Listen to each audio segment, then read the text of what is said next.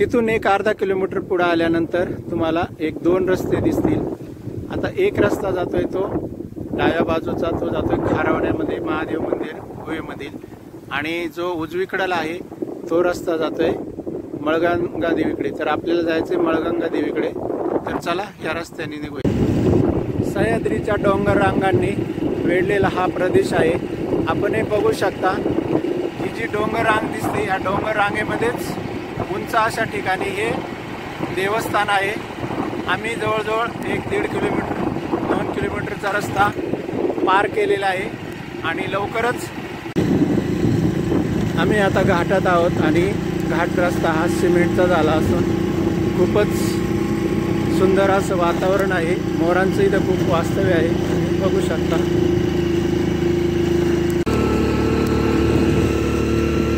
एक दोन टपऱ्यावर एकदमच खूप अवघड वळणे आहेत। ज्या वेळेला रस्ता मातीचा होता त्यावेळेला खूपच अवघड होता। आता तुम्ही बघू शकता सिमेंटचा रस्ता झाल्यामुळे गाडी सहसा जाते, नाही तर घसरून पडण्याच्या अनेक केसेस या रस्त्यावर होत होत्या। शेवटच्या टप्प्यामधील आहे, तुम्ही बघू शकता। आम्ही संपूर्ण डोंगर चढून आलोत आणि शेवटच्या टप्प्यात आहे। आता मळगंगेला जाण्यासाठी 2 रस्ते आहेत। हा एक रस्ता जातो तो काळेवाडी ब्राह्मणवाडा आणि इकडे जातो तो मसवंडी मळगंगा देवीला। तर आम्ही आता जाणार आहोत करोंदे। आता आम्ही आलो करंदाच्या जाळीमध्ये। हे बघा, करंदाचा पहिला घास किंवा पहिला तोडा हा देवाला, आणि मी पण खातोय। वा, खूपच छान, खूपच गोड करंदा आहेत, बघू शकता किती छान करंद पिकलेले आहेत। पहिला करंदाचा जंगलात येऊन घेण्याचा हा प्रयत्न।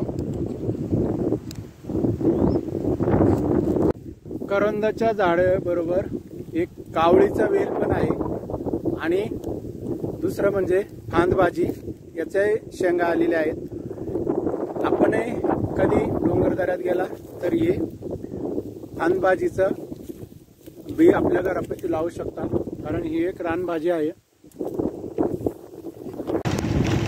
हेच ते डोंगर रांगेमध्ये असणारं मळगंगा देवीच्या आपण त्या दिशेने जात आहोत। रस्ता खूप खराब झाला आहे, बघू शकता। हाच रस्ता मसवंडी आंबेदुमाला बोटा ह्या रोडला जोडला जातो। आता तुम्ही बघू शकता देवीच्या मंदिराचा कळस दिसतोय या डोंगरदऱ्यामध्ये, पाठीमागे दिसतोय तो आहे गवाळ्या डोंगर। वाटबाई वळणाची कसा वळणाचा आणि घाट रस्ताही पण आहे, पण रस्ता खूप खराब असल्यामुळं आणि हवेचा जोरही अतिशय भयानक आहे, पण एक वेगळाच आनंदही डोंगरदऱ्यास आपणास अनुभवास मिळू शकतो। ग्रामदैवत असल्यामुळं बघू शकता मसुंडी ते पिंपरी पेंढार या भागातील लोक देवस्थानाला अर्जावून शहरातून गावी येतात, कारण वर्षातून एकदाच उत्सव असतो।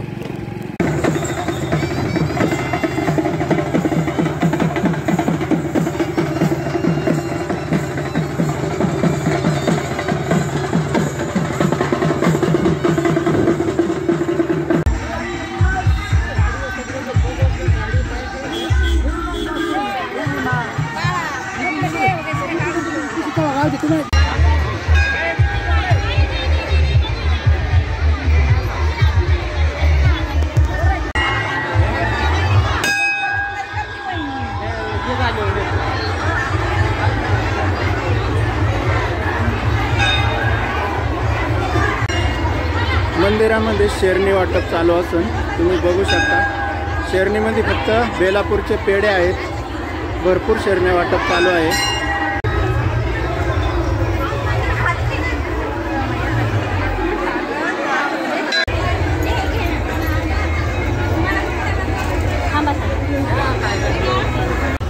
नारळ देवाला।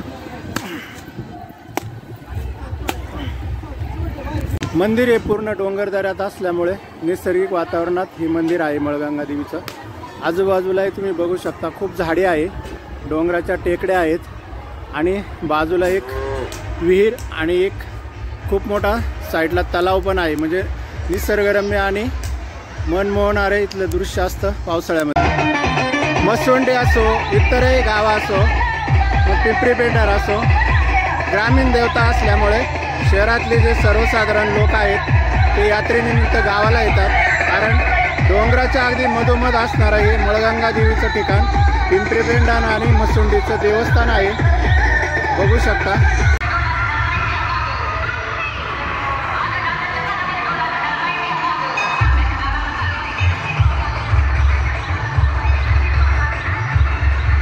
पेढा म्हणले की बेलापूर, यात्रेनिमित्त अख्खा बेलापूरच इथं लोटलेला आहे। तोंडात टाकला की पेढा विरघळून जातं, असं हे बेलापूरचा पेढा आहे।